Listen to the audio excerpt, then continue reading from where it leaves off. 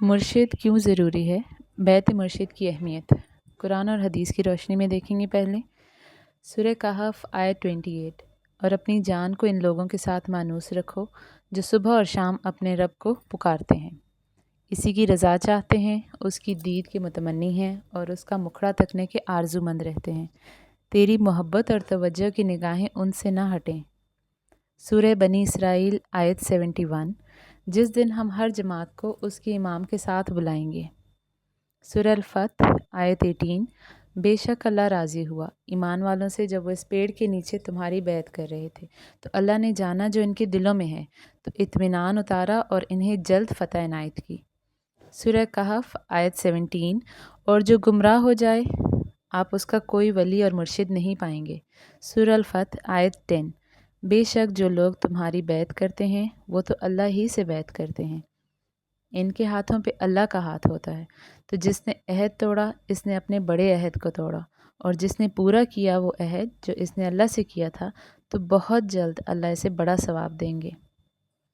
سورہ کہف آیت 28، اور تو اس شخص کی اطاعت بھی نہ کر جس کے دل کو ہم نے اپنے ذکر سے غافل کر دیا ہے۔ سورہ کہف آیت 65، انہوں نے ہمارے بندوں میں سے ایک بندہ دیکھا جس کو ہم نے اپنے ہاں سے رحمت یعنی ولایت دی تھی اور اپنے پاس سے علم بخشا تھا۔ اس بندے سے مراد حضرت خضر ہیں۔ مرشد کے لفظی معنی راستہ دکھانے والے کے ہیں۔ اصطلاح میں پیر و مرشد کے معنی ایسے استاد کے ہیں جو مرید کو شریعت کی پابندی کے ساتھ طریقت پہ بیعت کرے اور اس کی درجہ بدرجہ تربیت کر کے تزکیہ نفس اور ریاضت سے اس کو پاک اور بلند کرتے کرتے اللہ اور اللہ کے رسول صلی اللہ علیہ وآلہ وسلم تک پہنچا دے۔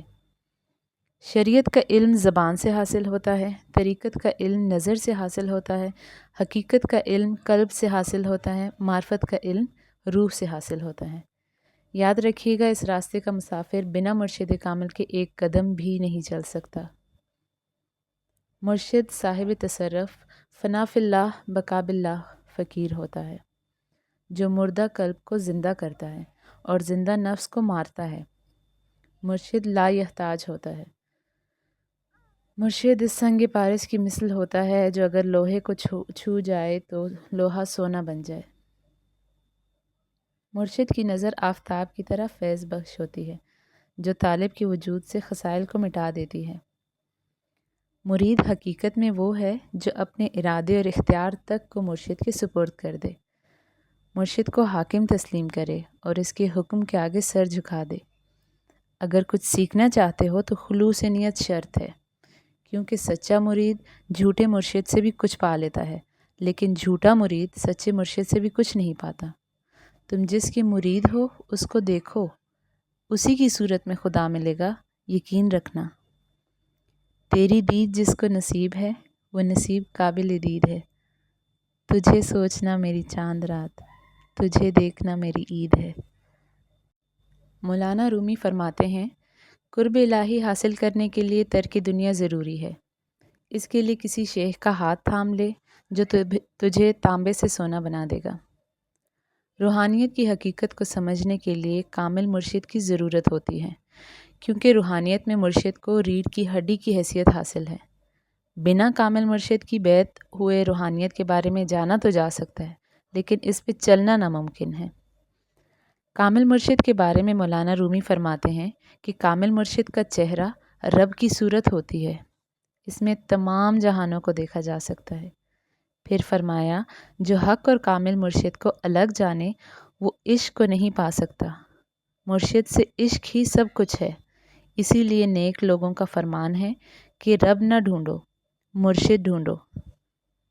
عشق مرشد ہی فنا فی الشیخ، فنا فی الرسول صلی اللہ علیہ وآلہ وسلم اور فنا فی اللہ ہے۔